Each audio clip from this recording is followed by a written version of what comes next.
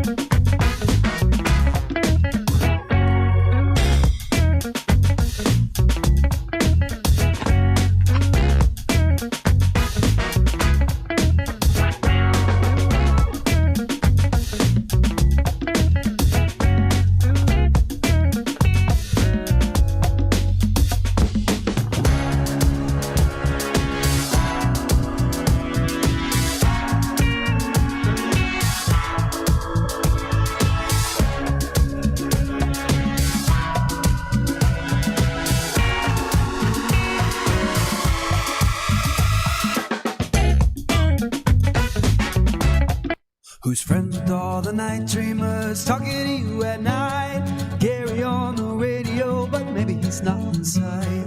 Bigfoot's on his tail, flying UFOs, that's right. Gary's talk show radio, Wednesday, Thursday, and Friday nights. If you need a friend to talk to, he will always be there. The Night Dreamers talk show will fix your despair. If you want to talk conspiracies, Night Dreamers is for you. Top secret case, alien space, it's Gary with the news. Tune in on the radio, don't let Big Brother know. They're listening to everything, even Gary's late night show. If you need a friend to talk to, he will always be there. The Night Show Dreamers talk show will fix your despair, because Gary's talking to you at night. The universe is so vast, so wide. We have so much to see, so much to learn, and so much to hear about. You're listening to me, Gary, on Night Dreams Talk Radio. We'll be right back. Here's Guy Ticker with the latest news.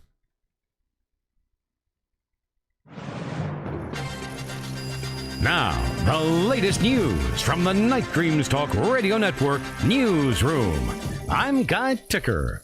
Dateline, Salt Lake City. Are there extraterrestrial beings or paranormal activity in the state of Utah? Well, the U.S. Department of Defense might have an answer. Might. A recently declassified document from the All Domain Anomaly Resolution Office, which is part of the DoD, mentioned unidentified anomalous phenomenon and included a section of Utah. I'm Guy Ticker. The news is brought to you by Night Dreams Talk Radio Network. To submit a story or to get all the latest news, go to nightdreamstalkradio.com.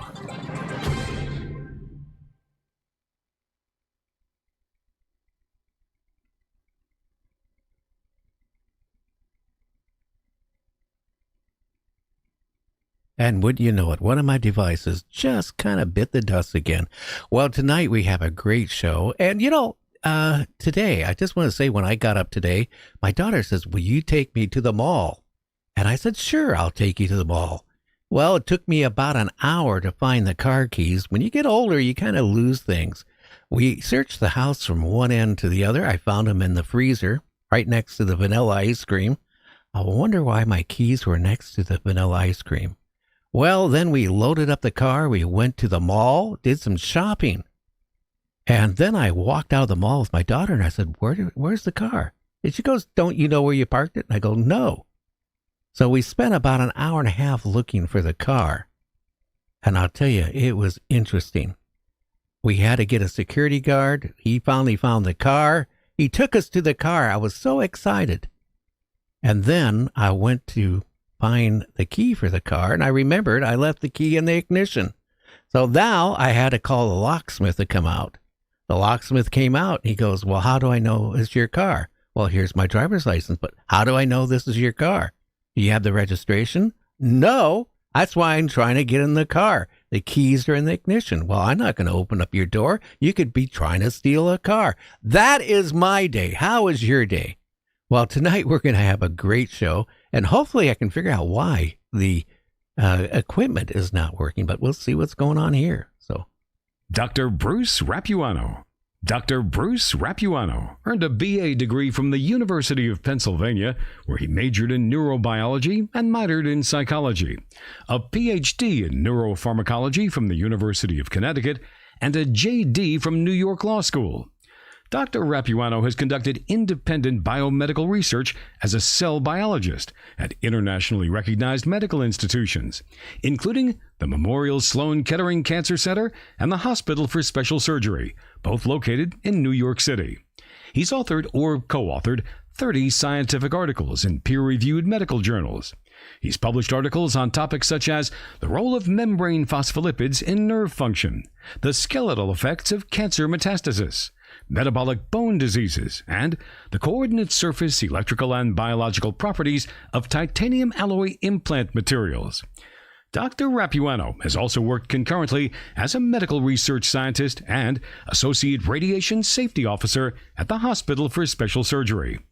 Most interesting, however, may be his book, Dominion Lost, a scientist's own alien abduction. A bombshell nonfiction book, which is the only first-person account to date of UFO alien abductions, authored by a mainstream American scientist. well, Bruce, welcome back to the show. How are you doing this evening, my friend? I'm doing great. It's wonderful to be with you again, Gary. Looking forward to it. How did your other people in the medical field feel about your book? I mean, did you ever have anybody come up to you and say, hey, you shouldn't have wrote it? Or how did they welcome the book? Honestly, I have not had any negative feedback at all, Gary. You know, I've had scientists talk to me, colleagues, people that I didn't know that took it upon themselves to contact me and tell me about some of their experiences. But for the most part, I've had only encouragement, people in one case even thanking me for coming forward. The only disappointment is the fact that, the book has been out for a few months, but I'm still looking for established scientists other than Dr. Gary Nolan to come forward and say, I had some experiences that I'd like to explore, and I'd like to find out what happened to me. And I'm encouraging more scientists to take a closer, more serious look at this phenomenon. So that's the one thing I'm still waiting for, to have more people like myself from the scientific community, get on board and kind of even generate a little bit more momentum for the disclosure movement. Well, we certainly need it. When you think about it, I wonder what percentage of the general population has either seen a UAP or UFO, flying saucer, flying disc, whatever you want to call it, let alone a ET. I wonder what the percentages of abductions is worldwide. Well, there were a couple of excellent ufologists in the 80s did a study. I think they enlisted the Roper organization to do a poll.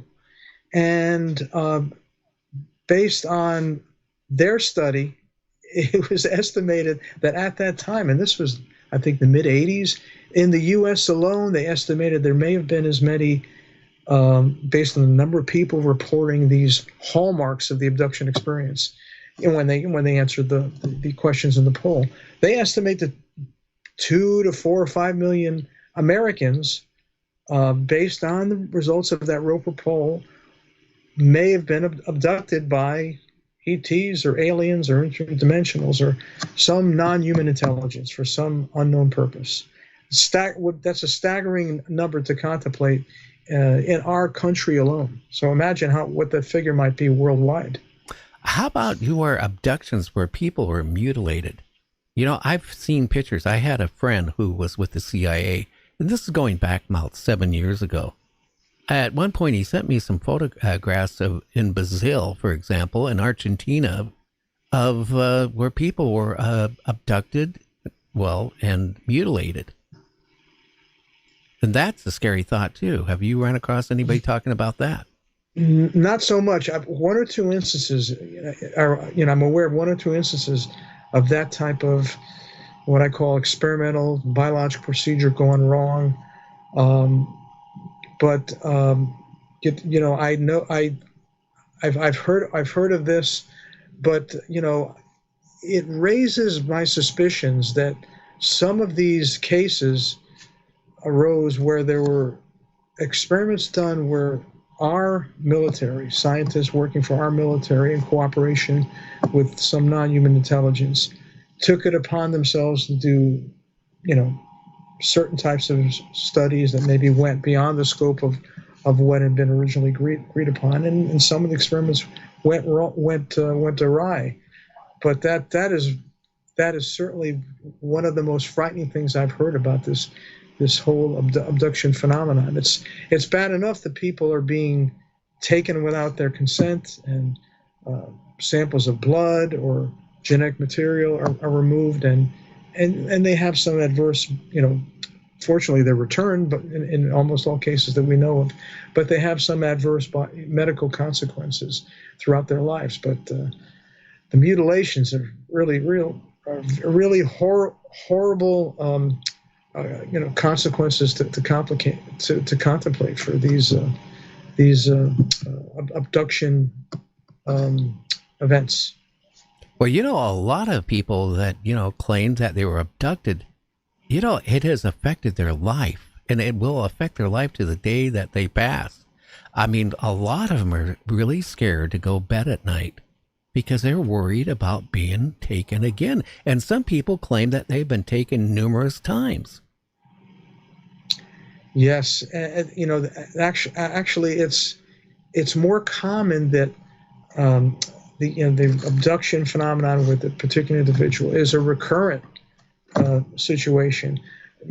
I think more abductees than not report that they have several instances, or maybe even dozens of instances throughout their lives where they can point to strange experiences which they believe represent alien abduction. I think that we really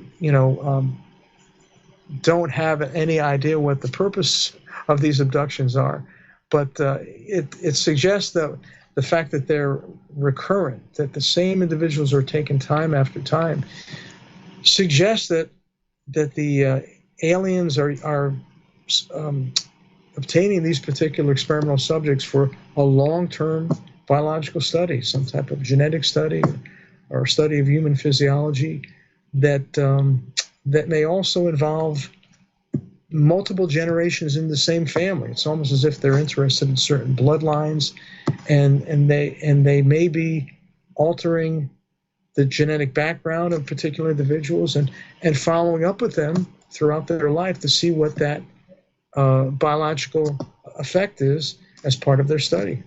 I was watching a sci-fi movie the other night where these ETs were abducting people and slowly altering our DNA, not for the benefit of mankind, for when they eventually come over and rule the world. You see, we don't know what's going on. That's the whole scary part, because we're not being told anything. And that is what really frustrates me.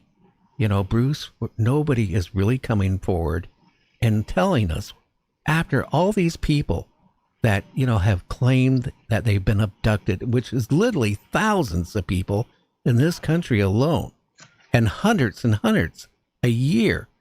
And I even feel sorry for them because they have no place to go. I mean, they don't. I mean, who do you call and say, hey, I was abducted by? If you call up the Pentagon, you call up your Air Force base, military base, anybody, and say, hey, I was abducted. they're going to hang up on you. Or if you call the wrong person, they're going to send somebody with a straitjacket. I mean, there's no place to report this stuff. Right. I think that even though MUFON has a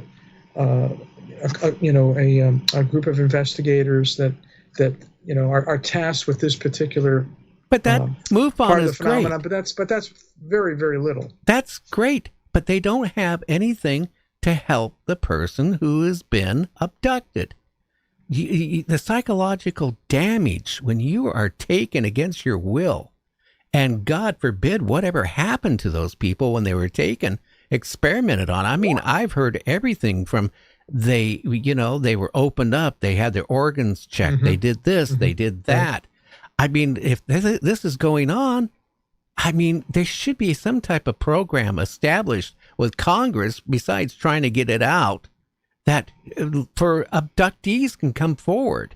Because I mean that there's more abductees out there than there is sightings probably of UFOs.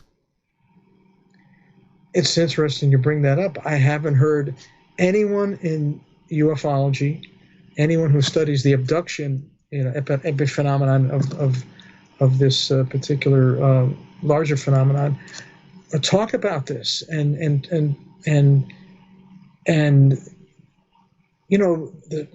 I've heard of scientists asking abductees, experiencers, to come forward for some type of biological study, but nobody talks about the psychological consequences and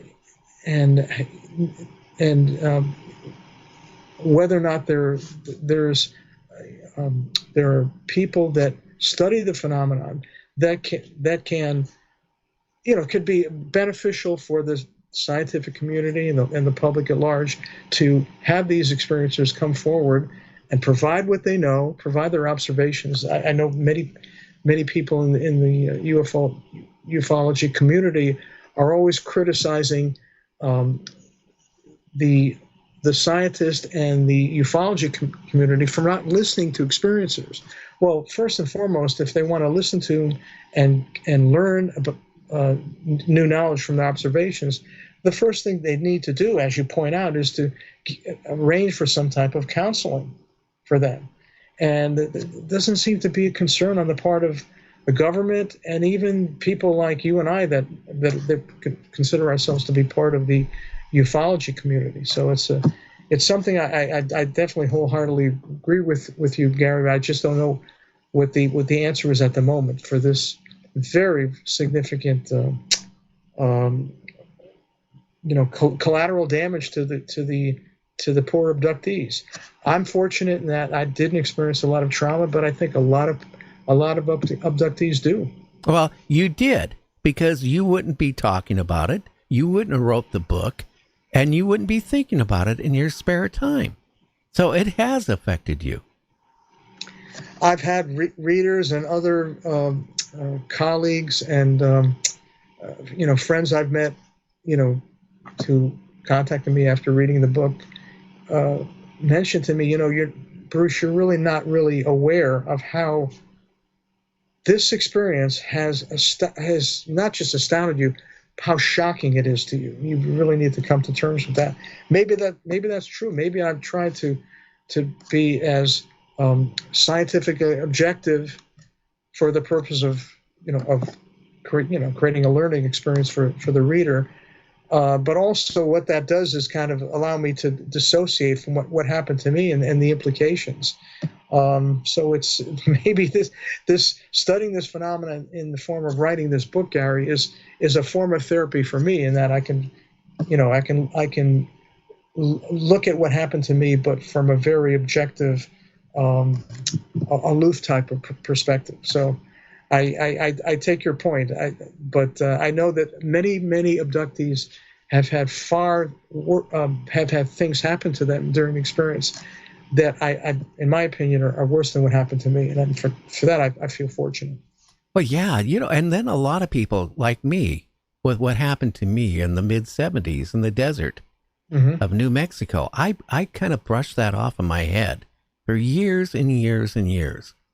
Until like I mentioned numerous times on the show, one of my children got in trouble and I had to go to drug court every month, and I was setting alarms off, and I couldn't figure out why. And then I went to a surgeon because I needed surgery, and they did a CAT scan, MRI, and all this other stuff.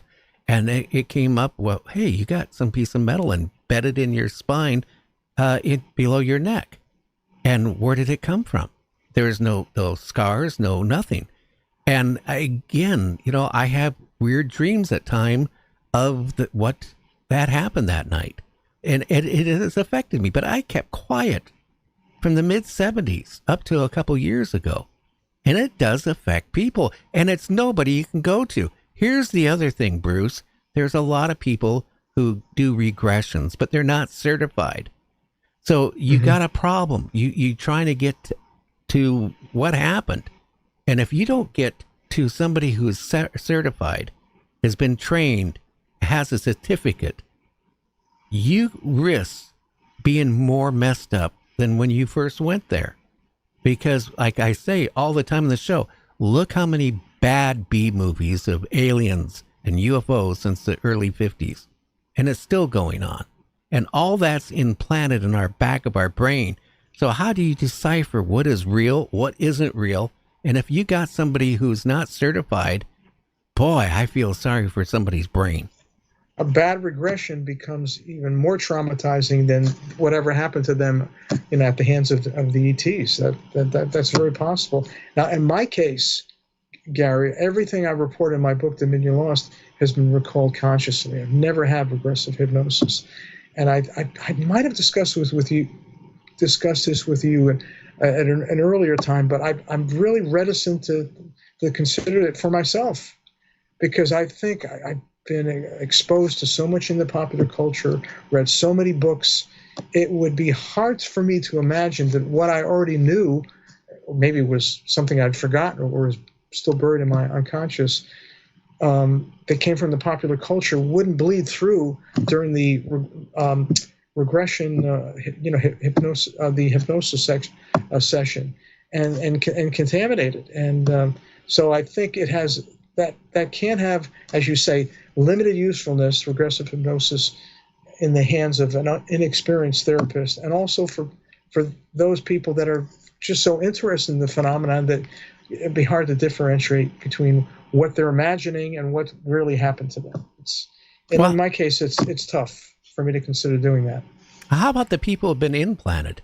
There's certainly, cases documented where, the implants were removed. I mean, I had Whitney Strieber on here. I've had a couple other people through the years that actually had their implants removed. Whitley still has this implant. Yes. And what are the implants for? Is it to control us, to maybe read our thoughts, or just like we do, we tag animals to figure out what they do, where they go?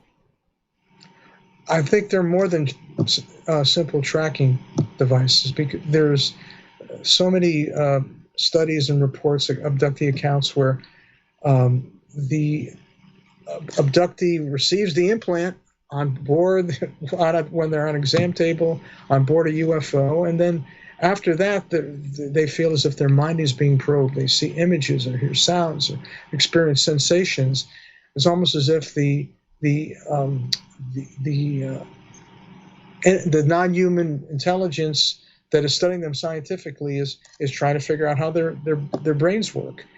And I talk about this at length in my book about what the implants are made of, what type of energy they use, and what their purpose might be in the hands of an alien scientist, and in fact what purpose it might have for human scientists, because this technology is certainly within our grasp.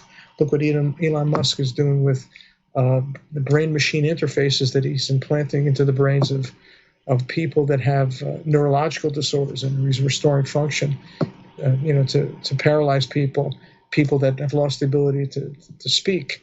But in terms of what the purpose of these implants are, number one, they certainly provide evidence beyond what you can learn from the abductee, who can relate their encounter, maybe can remember through regressive hypnosis what happened to them on board a UFO. But that I remember what John Mack, this Harvard psychiatrist that was one of the pioneers in this particular field, saying that we need to focus on the physical evidence, what the biological effects on the abductee, and if there are any materials that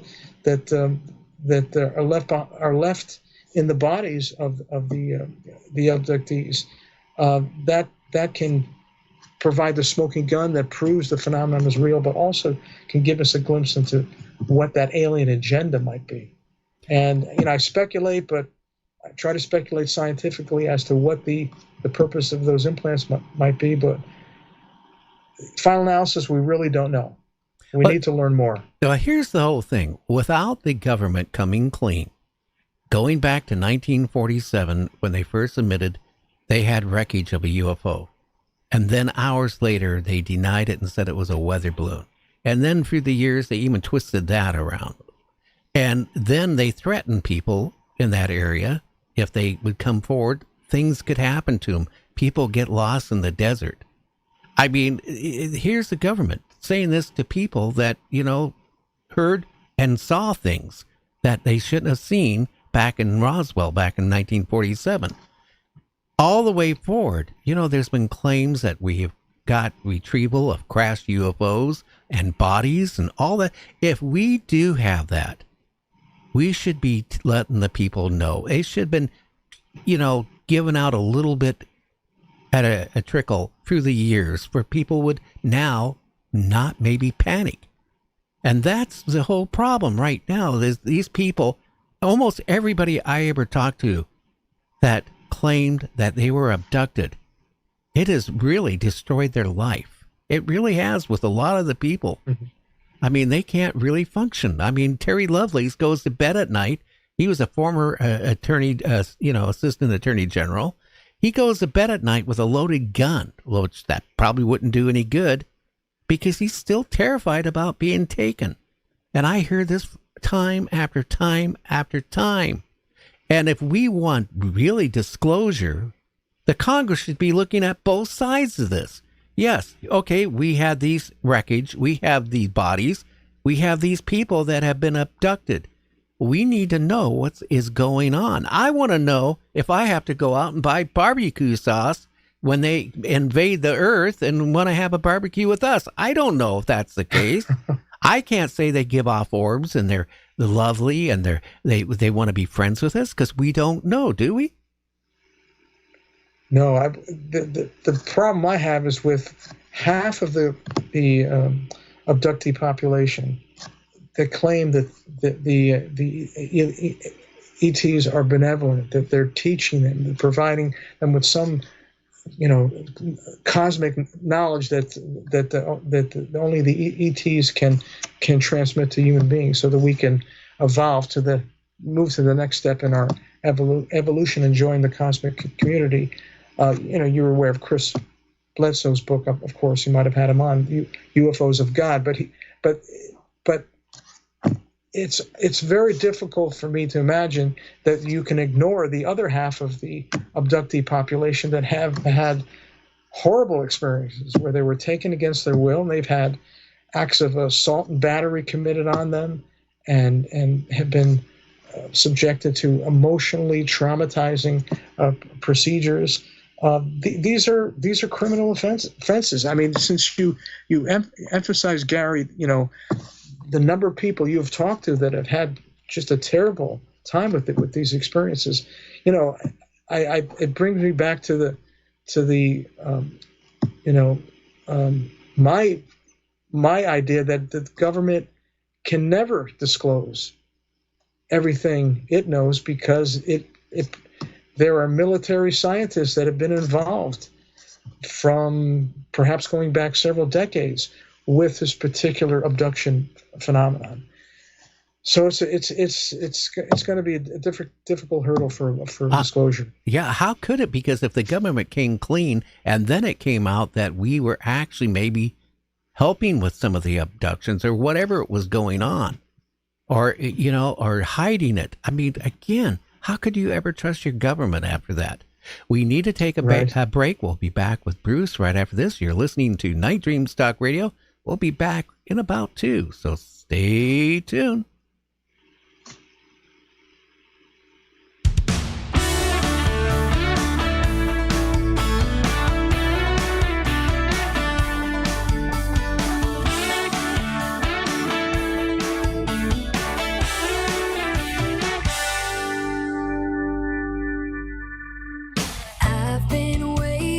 Searching for too long, anticipating you would come along, and there you were, and my heart starts to flutter, and I'm about to fall. Come save me, and my stomach's all butterflies. Do you even notice at all, at all? Don't blink, don't think, just put your lips on mine. Don't blink, I think you're just wasting precious time. If you're crushing on me, I got what you wanna see, so don't blink. You're listening to my friend Gary Anderson on Night Dreams Talk Radio, the best in paranormal radio. Time slips. A haunted office building on a haunted street. A haunted coal town. Mysterious black cats. Unexplained light anomalies. UFOs, UAPs in the air and on the ground. Bridges in liminal spaces. Cryptids, shamans, and a werewolf.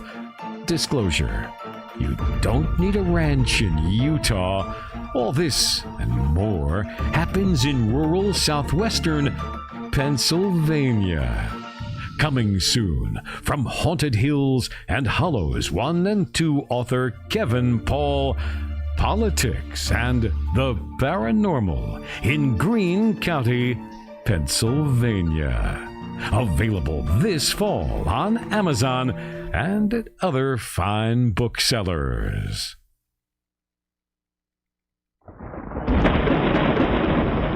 You have just crossed into the realm of the unknown, where the unexplained meets reality. From UFOs to Bigfoot, from the strange to the wacky, and everything in between, this is your gateway to alternative talk radio. Welcome to Night Dreams Talk Radio with your host, the legend himself, Gary Anderson. And I am back. And, I didn't realize, my wife said the other day, you've been in broadcasting as September 11th, 55 years. 55 years talking on a microphone. I'll tell you, that's a long time. Well, we're back with Bruce. Again, we need to do something. I think what the people need to do to keep this thing going with Congress is saying we need disclosure, but we need more. We need more to find out about abduction cases and mutilations too. I agree, and I think I've said this before, but others have said it, that the most effective form of disclosure will be the personal disclosure. Sort of like a grassroots movement where all the experiencers come forward, share what's happened to them. And I think you point out the responsibility of our elected officials, that may move them to join some of the limited number of congressional leaders that are pushing for disclosure, to pass these laws that need to be passed to compel those in our government and our military that have this information to come forward and reveal it. I think we need the laws. It's apparently not in the interest of whoever has this information in our country to reveal it. They've had it for half a century or more. So I think it's going to take a legal framework for this to happen. But I think the experiencers of this phenomenon can can generate pressure on their elected officials if more and more of them come forward. And I think that will convince more of the general public that this is real, and those that's also going to be an important part of disclosure, putting pressure on our elected officials to do something about this. Yeah, we do. We got a caller. Who do we have? Caller, are you still there? Well, we had a caller. We must have lost him. Anyway, that's when you really think about it, we need to put pressure on it. But even what Congress did, they still have not kept their word about informing, us what is going on. And that's what's really upsetting, because they made these promises that they were going to tell us at every period at a certain time. And then the last time they said, well, basically, we're going to seal it for 25 years. That's not disclosing anything. Not at all. Not at all. Okay, we got a caller. Who do we have out there? Well, we don't have him. Okay, well, anyway, maybe I got a problem with my call-in line. Anyway, let's get back to it. That's the whole point. I don't know. I'm very frustrated when the subject comes up. I am as well. Right. I think that we need to have as many people, especially those in the scientific community. That's another that would provide even more pressure, for disclosure if we have more people from the scientific community coming forward to say this is real and we deserve to know what's going on, so that we can learn as much as we can about it, and that requires scientific study. But it also requires, as Dr. Avi Loeb from the Galileo Foundation at Harvard said, we need to know what the government knows so that we can focus our resources and our scientific analysis in the right direction. Because right now, people like Dr. Loeb are at sea because they realize they may not be studying what they really should be studying, because we don't have the enough of a base of knowledge to generate the right theories and develop the right methodologies to test those theories. Now, again, what do you do?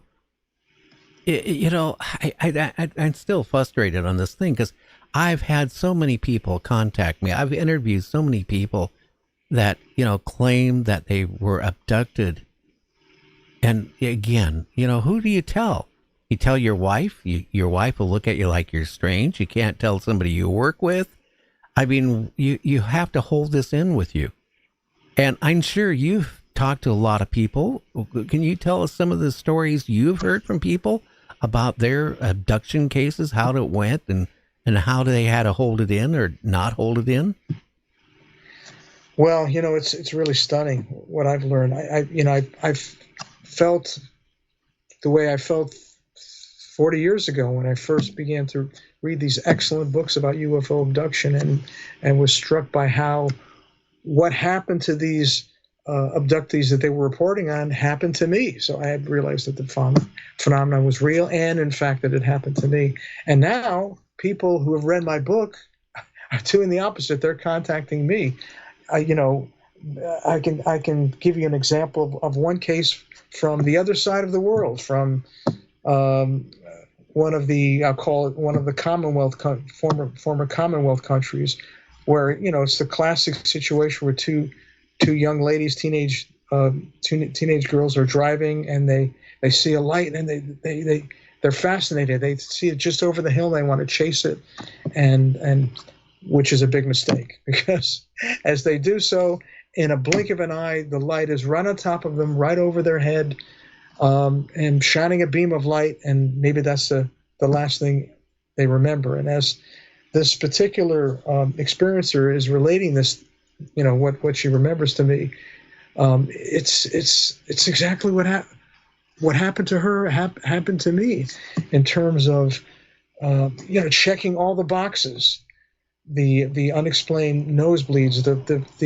the memory of flying, of waking up with a strange small being in their room, missing time.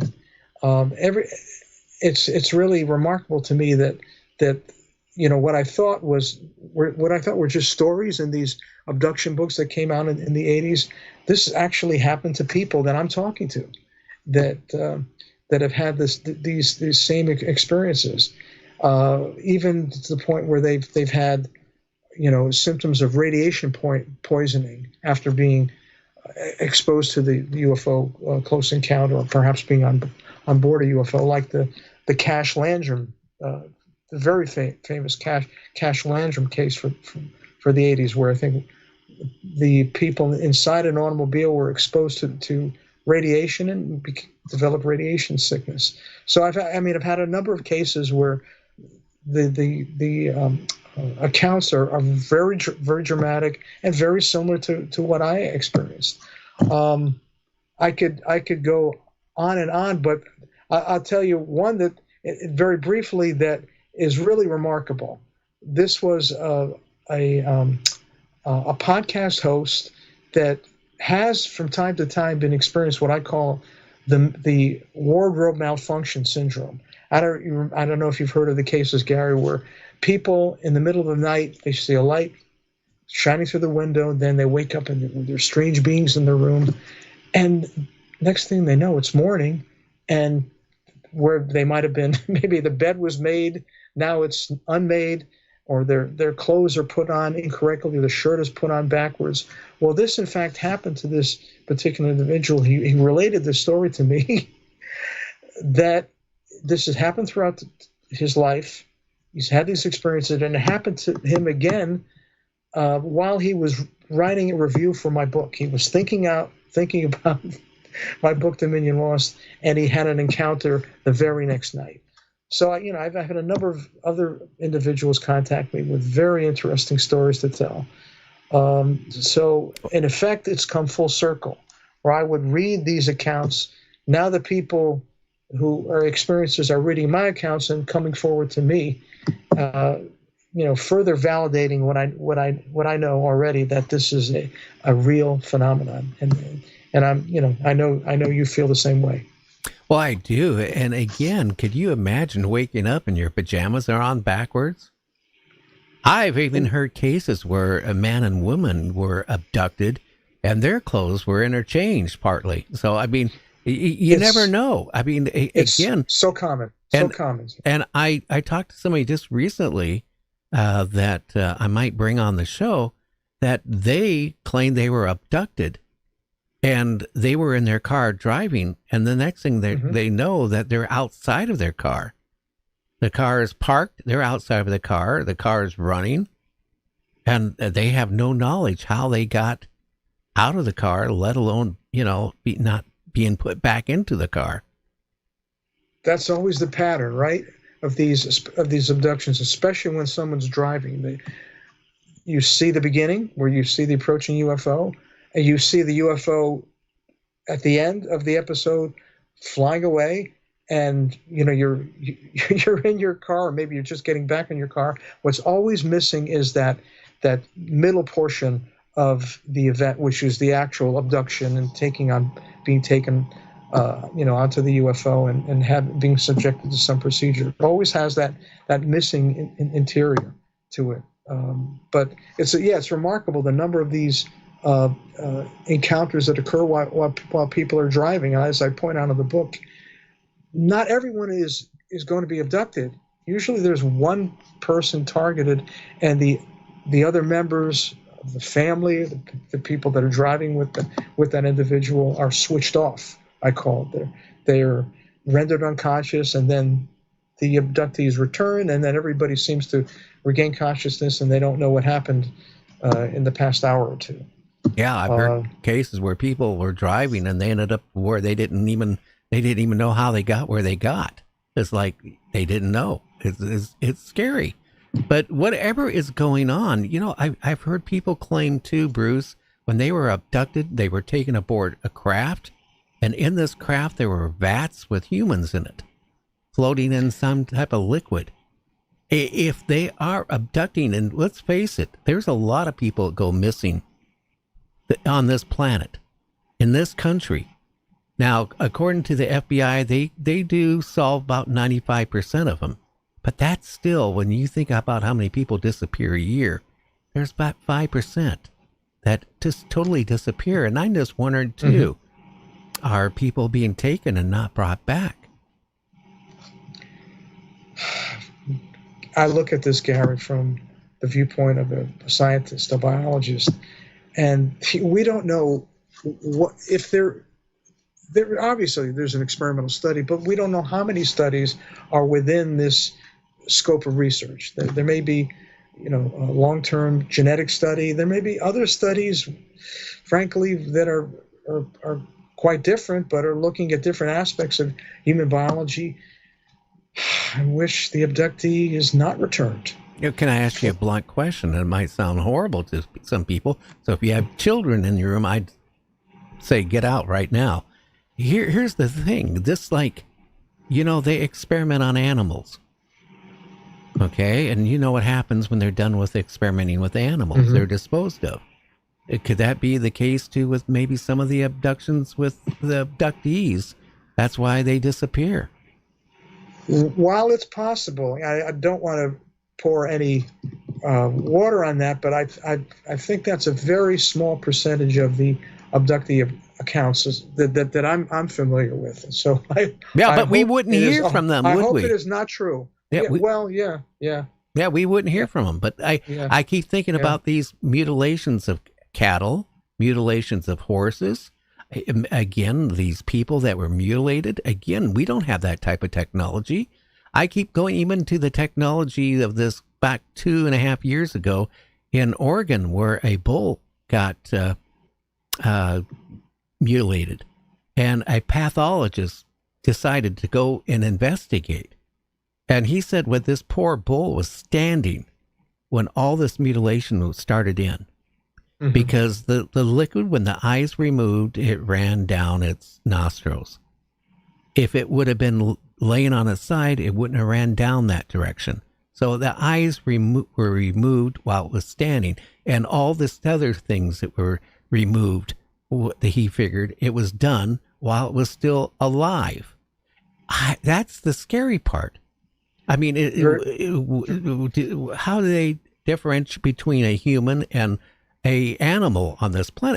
Very, very scary. But go ahead, Gary. But there's billions of planets and billions of planets out there. So again, when you look at all the possibilities of life out there, so more advanced than us, they could still look at us like we look at insects. That's the part that a lot of people don't digest. We're not that intelligent of a race.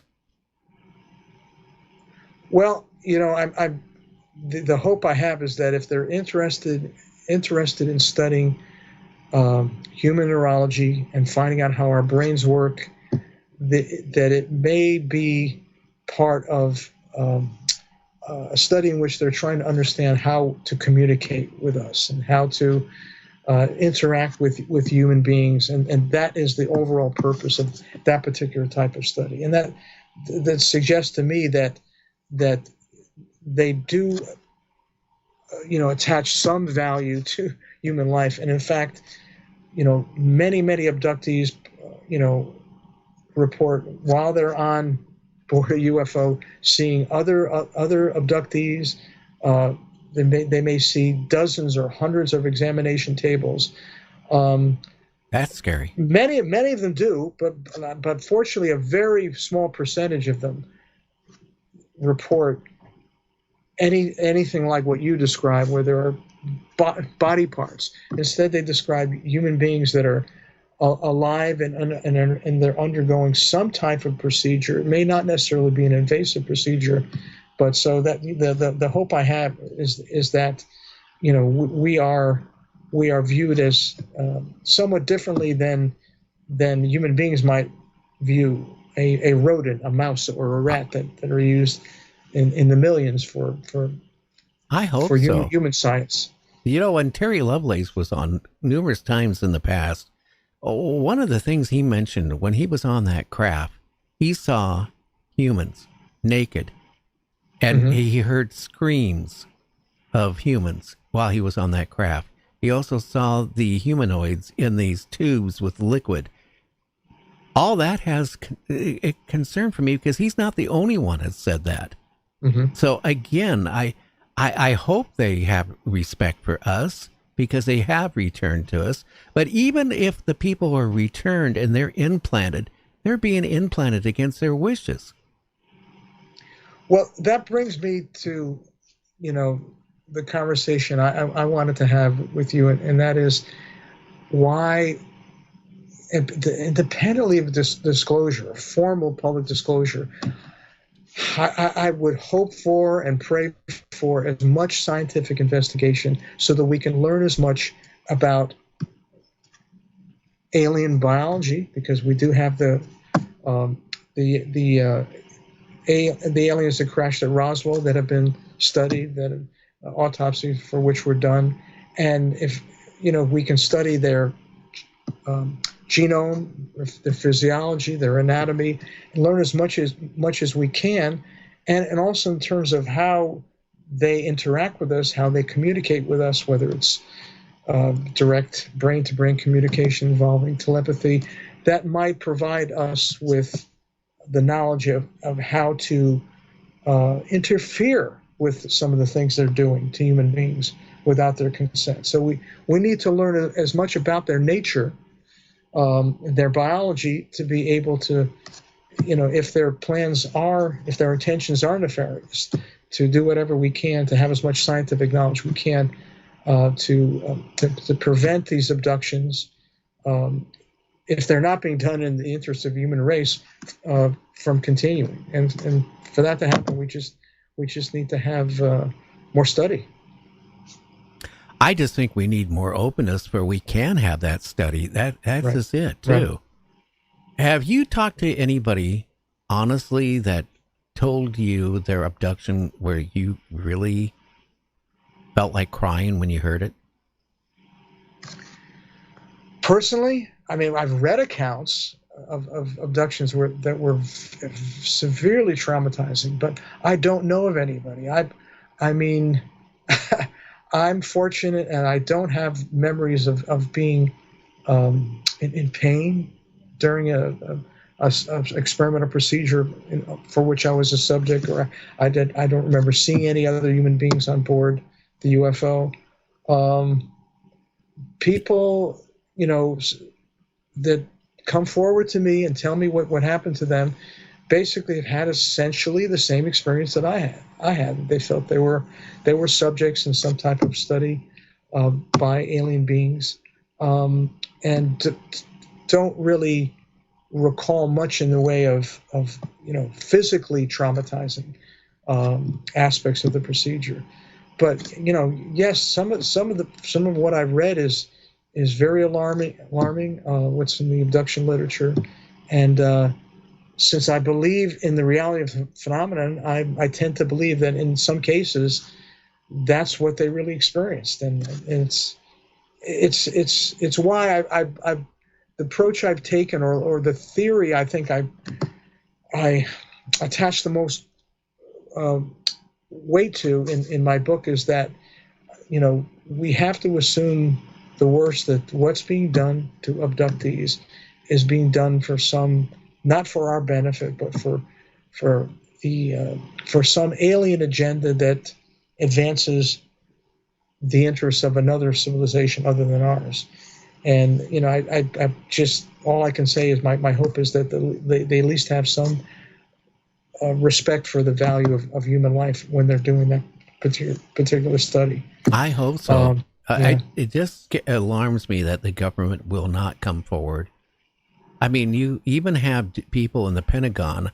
I was going to have a general on, retired from the Air Force, but then he couldn't get clearance to come on, and he was actually getting scared to come on and talk about, what is going on, because he actually went as far as telling me about some of these trainer accidents, where they sent out F-16. Were not training accidents. They actually engaged into a craft, and the craft was the jet was destroyed, and then they had to put it down as a training accident. I mean, I just like to know the truth about what is going on.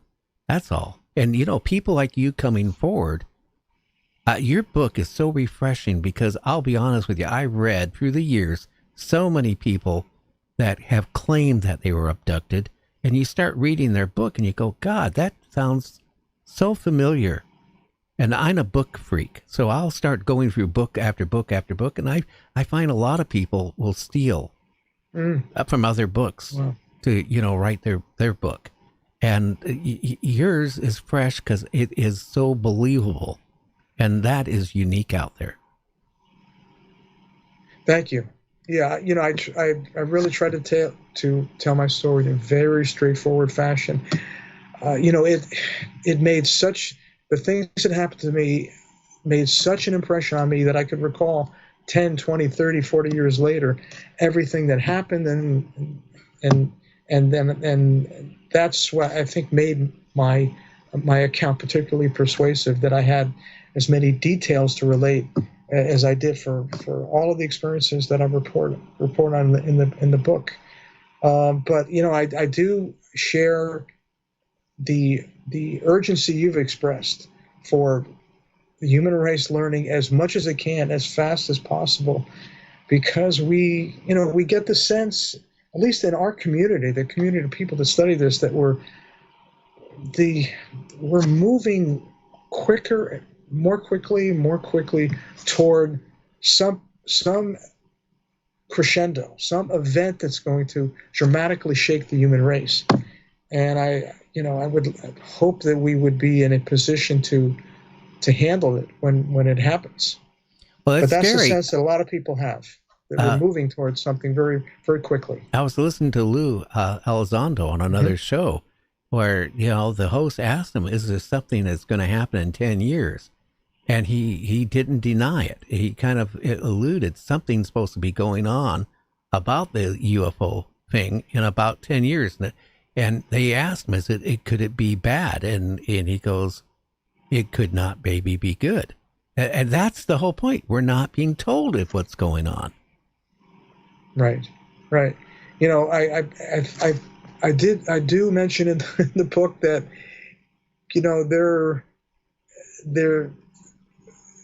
there are civilizations, there may be numerous civilizations that have designs on our planet. That's why I titled the book Dominion Lost, that the human race no longer can claim it has unchallenged dominion over the planet, because there are civilizations that value a number of natural resources, and they're not happy with how successful the human race has been as a steward for this planet and its biosphere and its resources. And that we're moving to the point where we're going to have some type of a covert, or maybe not so covert, takeover of the control of this planet. It may involve hybrid beings being placed in areas of positions of power, so that the alien civilization can exert more control of what goes on here. Or it may be, more frightening than that. As I say, maybe less covert than that. But that's one theory I did discuss at length toward the end of my book, that we're going to be in a position where we're going to lose what we have so far in terms of our dominion over this planet. Well, and that may be happening soon. Well, we're not rather than later. We're not taking care of our planet. That. That's the scary part. Right. Now, our time is up. Every time I get you on, Bruce, it just is like a time warp. It goes whoop, and it's over with. How can they find your book, the name of your book, and do you have a website to share? Well, they can find it on Amazon. I have two books. One is a a science-heavy book that deals with a lot of scientific analysis of how the implants work, as I mentioned before. And the other one is just a book that deals with pretty much with my abduction experiences, my UFO close encounters, which is about around 200 pages. And they can find both of those books by the same title, Dominion Lost: A Scientist-Owned Alien Abduction Encounters, on Amazon. Well, Bruce, like always, I want to thank you so much for coming on tonight. Appreciate the opportunity to speak with you again, Gary. It was very informative and interesting to talk with you. You certainly have followed this particular field for quite a while, and I really enjoyed it. Well, I enjoy always having you on. Maybe down the future we can get you back on again. Well, Bruce, you have a great weekend. Thank you, sir. It's going to be coming up in a few days. And, God, Halloween's this month, too. Boy, time is going fast. It just seemed like it was January last night. Anyway, maybe I got abducted and I lost all that time. I don't know. Right. Okay, Bruce, you take care. Good night, Gary. Okay, good night. We'll be right back. Well, actually, we're not going to be right back. It's the end of the show. So I just want to say I hope you enjoyed the show tonight. Check out our website. It's been totally updated at nightdreamstalkradio.com. Well, if you are still interested in UFOs and not scared about it after tonight, well, the next 2 nights we're going to be talking about, well, UFOs and abductions more. So, stay tuned. Again, it's 9 p.m. Eastern, 6 p.m. Pacific time. We'll catch you all tomorrow night at the same time, same place. Who's friends with all the night dreamers talking to you at night? Gary on the radio, but maybe he's not inside. Bigfoot's on his tail, flying UFOs, that's right. Gary's Talk Show Radio, Wednesday, Thursday, and Friday nights. If you need a friend to talk to, he will always be there.